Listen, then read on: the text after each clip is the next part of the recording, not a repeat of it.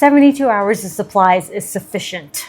Yeah, you're gonna want a minimum of 30 days worth of food and water and other supplies, you know, medicine and things like that. 30 days is an absolute minimum that we're looking at. 1 gallon of water per person per day.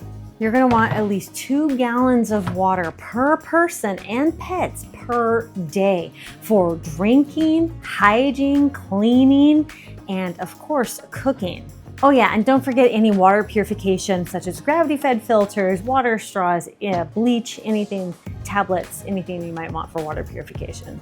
Evacuate when told to do so and only when you're told to do so, and then go to an emergency shelter.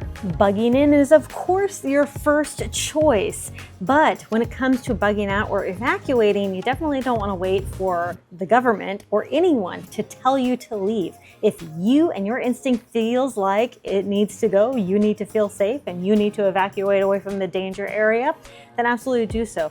Don't ever wait for somebody to tell you.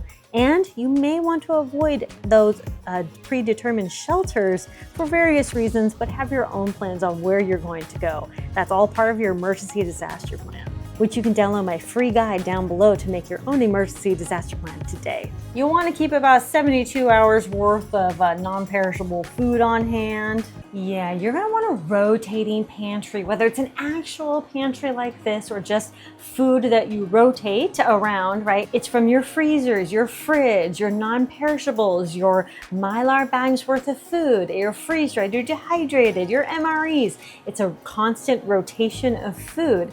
It's not just keeping, you know, a solid pantry, but it's eating what you're storing and it's storing what you eat and consistently rotating.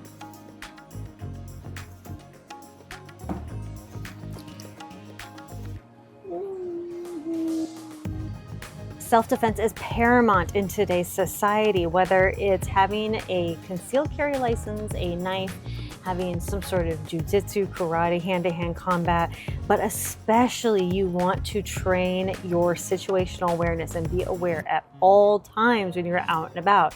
I'd rather be aware and have a self-defense plan for myself and when we're out and about and for our home than be totally off guard. Remember, it only takes one time to become a victim. I want to have some flashlights and batteries on hand. Absolutely no candles, because that's going to be a fire hazard because you're stupid.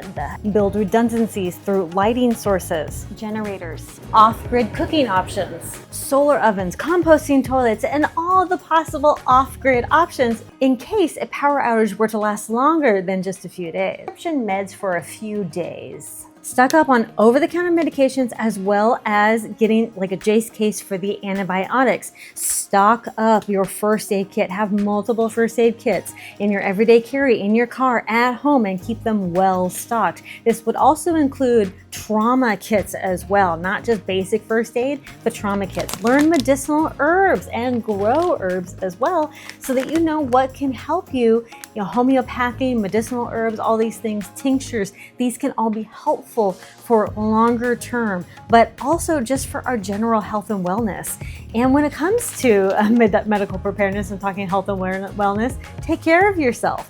Eat right, exercise, and take care of your mental well-being. In addition, learn first aid, CPR, and basic emergency medicine. Or you can even go as far as to take more advanced medicine classes, learn how to stop the bleed, all these things. Listen to the radio or check official apps for updates.